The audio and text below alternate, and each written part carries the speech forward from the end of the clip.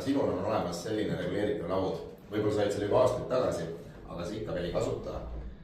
Võib-olla natukene kasutasid alguses. Ma väga sulle tõenäoliselt arvan ära, miks. Kui sa said selle, tundus väga põnev, seisid, proovisid nädal, 2-3, võib-olla siin mõne kuu, aga sa tundsid ebamugavustunnet. Ja see ebamugavustunne oli siis tavaliselt selles, et sinu jalalihased väsisid, sinu jalad võisid paista minna, eriti suvisel ajal. Halvemal juhul hakkasid tekkima verekogumid, mis päeva lõpuks võivad mõne aasta jooksul või aastate jooksul muutuda veinilaienditeks. Ja teine põhjus võis olla selles, et sa lihtsalt väsisid ära, kuna meie staatilises olekus meie ainevahetus aeglustub, siis selle tagajärjel jõuab meie aiu vähem toitaineid, vähem hapnikku ja üllatus, me väsime ära, me muutume uimaseks. Ja mida otsib uimane inimene?